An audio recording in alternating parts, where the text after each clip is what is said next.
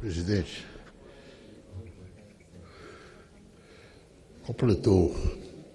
um ano de mandato à frente da Suprema Corte do nosso país, o eminente ministro Augusto Dias Toffoli.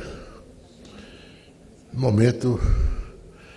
em que o país veio de uma campanha de muitas paixões políticas, muitas paixões pessoais, querendo contribuir para a harmonia entre os poderes, a estabilidade política da sociedade brasileira, enfim, das próprias instituições. O ministro Toffoli tem se comportado como um verdadeiro poder moderador à frente do Supremo Tribunal Federal, porque essa quadra histórica se exige a fim de evitar que o recrudescimento de paixões partidárias possa perturbar a tranquilidade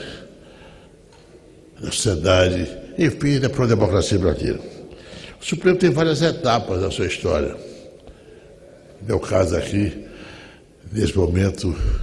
citá-las. Mas, pelo menos, quando o regime autoritário, em 1964,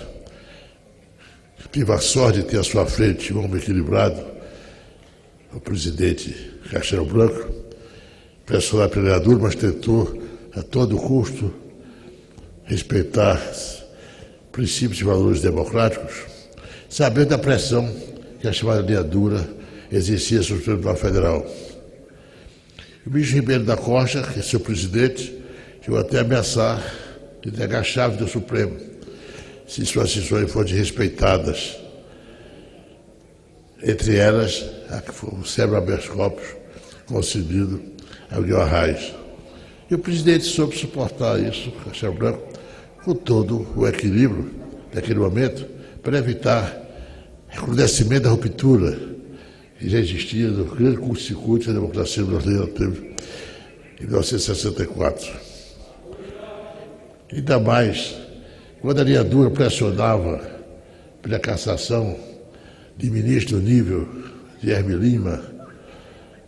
Evandro Lins e Silva, Vitor Nunes Leal,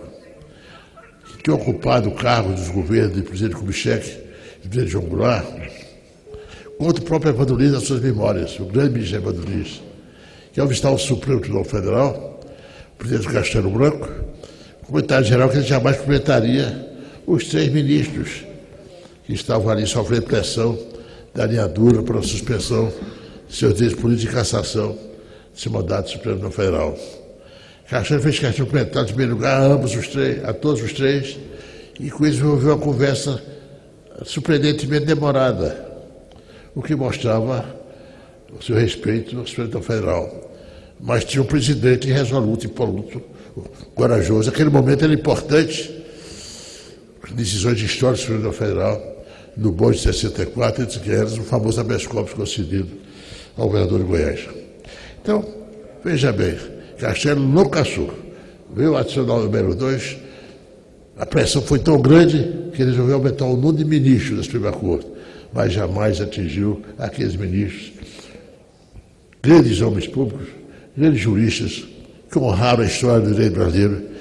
Herme Lima, Vitor Nunes Leal, esse gigante da Suprema Corte brasileira, um homem que pensou sempre na súmula,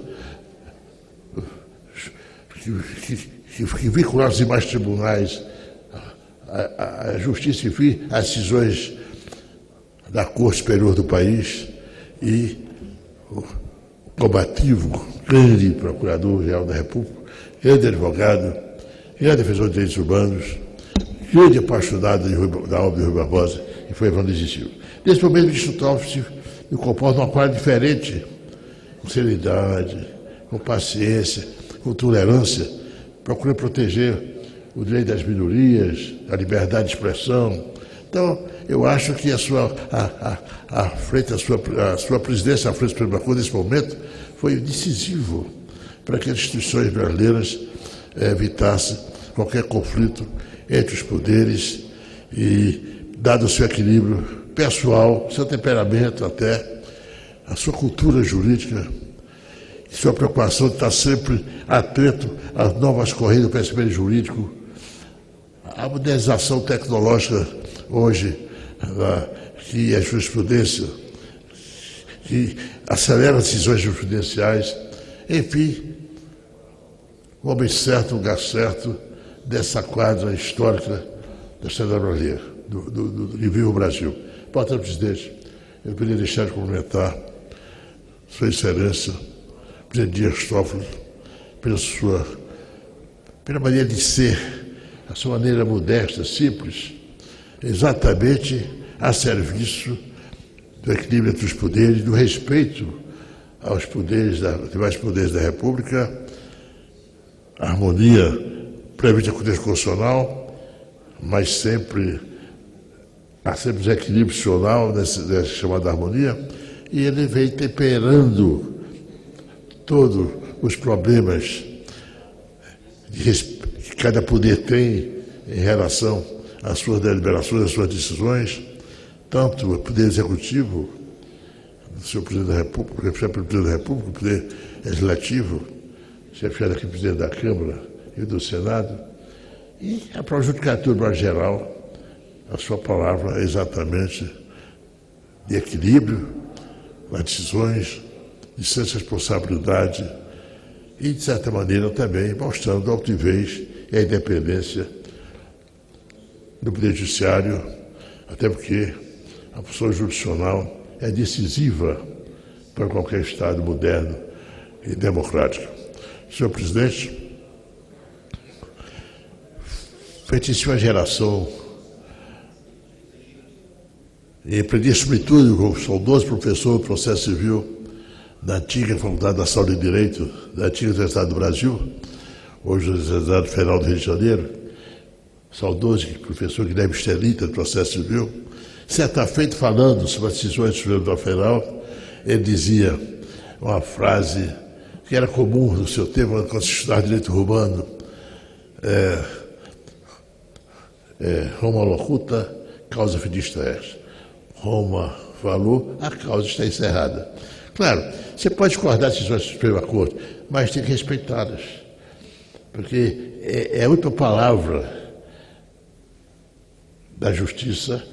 das controvérsias, dos conflitos próprios da sociedade, com decisões, às vezes,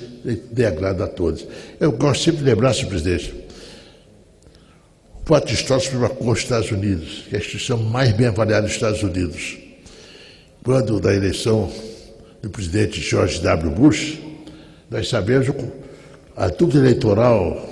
da sua eleição com o grande presidente da República, candidato do presidente Bill Clinton, que era Al Gore, e de repente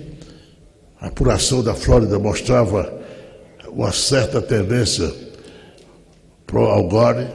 mas reclamações levadas à Suprema Corte por 5 votos a 4. A Suprema Corte americana disse: encerre-se as apurações, e deu grande causa a George W. Bush. Evidentemente, tenho certeza que Al Gore, Bill Clinton, toda a elite americana ligada ao Partido Democrático, se conformou com a decisão da Suprema Corte, mas não houve um respingo da sociedade americana, uma crítica sequer da tradição americana, democrática, de respeito às decisões da sua Suprema Corte, que é realmente